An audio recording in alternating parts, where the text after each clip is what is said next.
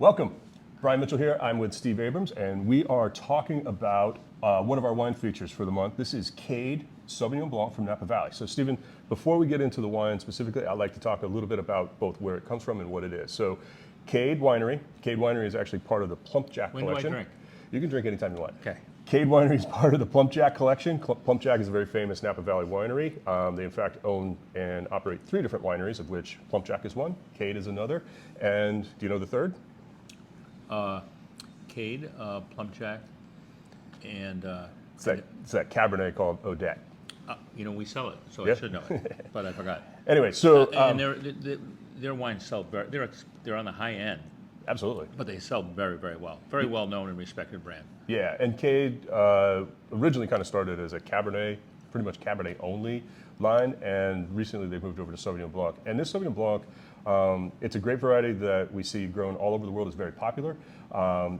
Really known for its fruit expression. A lot of times you're going to have a lot of citrus, such as grapefruit and lime.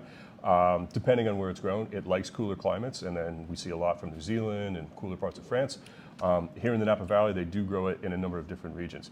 And this is truly a Napa Valley wine because it does come from vineyards that are scattered throughout the valley, including some of their estate vineyards at When you Plump say Jack. truly Napa Valley, it wouldn't say Napa Valley if it wasn't truly, right? It couldn't, but what I kind of mean is that it comes from a number of different vineyards scattered throughout Napa Valley. And if you look at the breakdown of those vineyards, some of it's coming from Pope Valley, some of it's coming from St. Helena, some of it's coming from Oakville, some of it's coming from Coonsville. So it's an expression of the entire Napa Valley. Yeah, they're blending across the region and bringing forward this wine.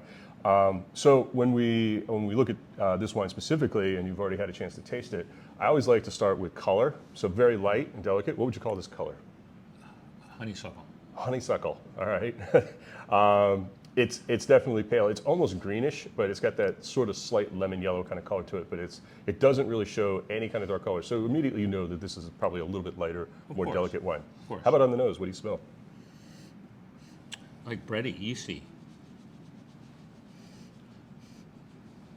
Baked bread. One of the things that I'm getting out of this is, and I kind of mentioned it a minute ago, the sort of hallmarks of Sauvignon Blanc are going to be some citrus flavor. So I get a little bit of that sort of lime zest and a little bit of grapefruit and that honeysuckle that you mentioned maybe even as well. So light and delicate. Now, one interesting production fact on this wine, and this is something that we've kind of learned that, and it's a little bit different for Sauvignon Blanc, which is not a grape that often will see a lot of oak. But this wine actually is fermented in both a combination of stainless steel and a little bit in oak barrels.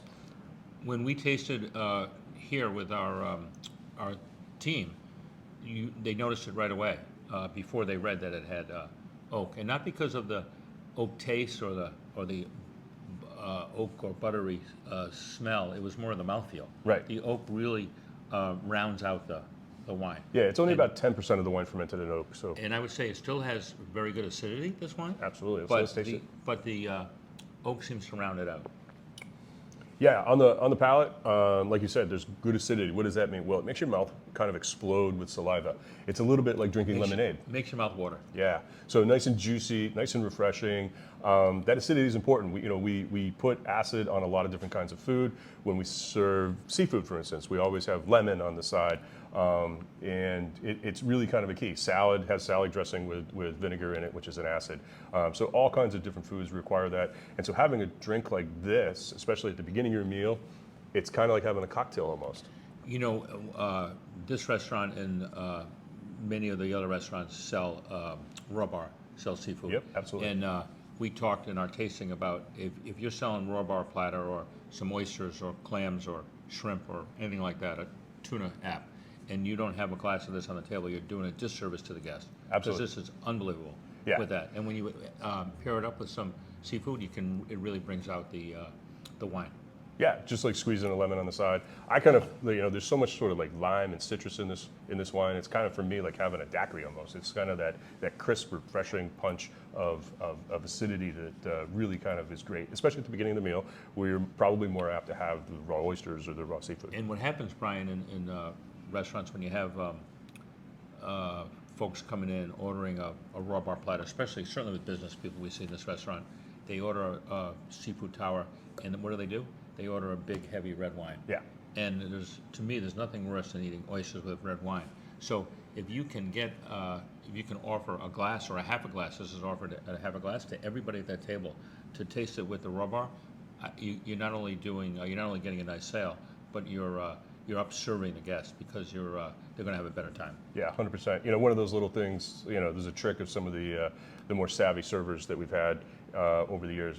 If somebody orders that seafood and they order a big bottle of Cabernet or Barolo or something, it's like, let's just get them something light and refreshing because that's a little bit more appropriate service technique, and it really goes towards our hospitality and building friends. And you know what it is? It's delicious. It is delicious. So just the key takeaways: Cade, Napa Valley, and Sauvignon Blanc. 3 combination facts about this wine that really kind of help deliver a lot of value because Napa Valley is prestige, Sauvignon Blanc is extremely popular, and Cade is super well known and refreshing and perfect for a hot summer service, especially with raw seafood. You said that it's perfect. The wine is perfect. Cheers. Go sell.